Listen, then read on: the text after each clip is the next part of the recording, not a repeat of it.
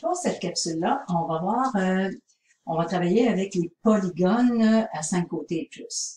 Donc, je vais vous montrer quelle est la formule pour le périmètre. Vous allez voir, c'est pas compliqué. Et ensuite, la formule pour l'aire. Donc, on va commencer. Tu prends ton aide-mémoire. Alors, pour l'aire, pour le périmètre, je vais prendre l'hexagone ici. Ce qui est important aussi, c'est peut-être de connaître là, les formes les plus populaires. Donc, pentagone, 5 côtés, 6 côtés hexagone, octogone, 8, 10 côtés décagone et 12 côtés dodécagone. C'est peut-être important de savoir ça. OK, alors P, toujours le même principe, on met la lettre en premier. Est-ce que je choisis le périmètre ou l'aire? Dans ce cas-ci, c'est le périmètre.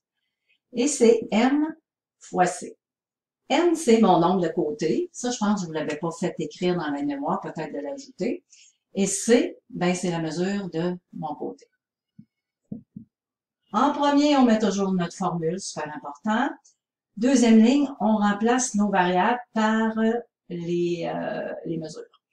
Donc, nombre de côtés, j'ai un hexagone, donc j'en ai 6. Et la mesure du côté est 7. Troisième ligne, je viens faire mon opération, donc 6 fois 7, 42 cm². C'est tout. Alors, le périmètre de mon hexagone est de 42 cm². Je ne le ferai pas pour les autres, c'est vraiment pas compliqué. Si, mettons, je ferais celui ici, je peux vous en donner un autre exemple. Mon nombre, donc, n fois c, mon nombre de côtés, c'est 5. Et ma mesure est 6, donc 5 fois 6, 30 décimètres. Et là, je viens de faire une erreur, c'est pas, je viens de m'en rendre compte, excusez-moi. Donc, c'est pas au carré parce que c'est le périmètre. Désolé. OK, on embarque sur l'aire. Donc, l'aire, la formule, c'est C fois N, C fois A fois N divisé par 2.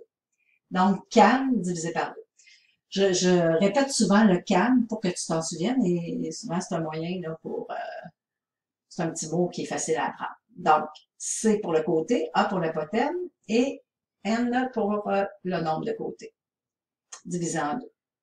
Je vais le faire avec ça ici. Donc, je viens remplacer.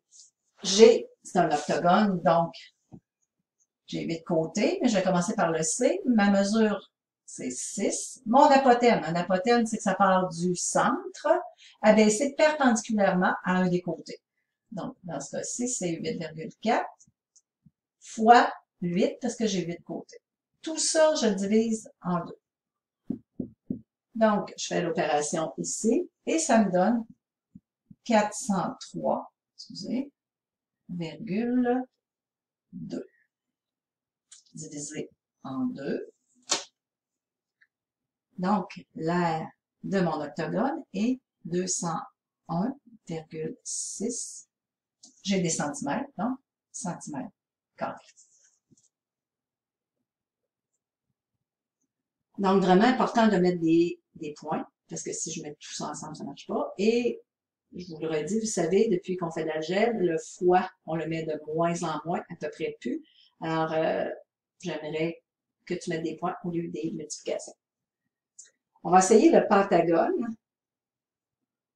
Donc, je vais le faire ici. Donc, CAN divisé en 2. Je vais remplacer.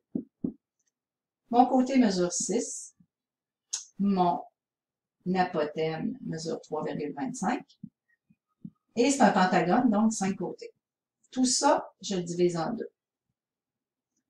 Ce qui me donne 97,5 divisé en 2.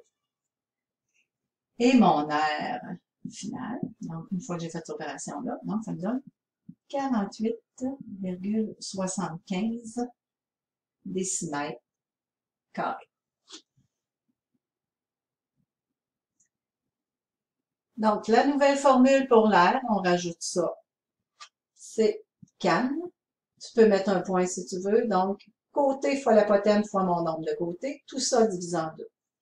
Et périmètre, N fois C, donc le nombre de côtés, fois ma mesure de côté. Merci.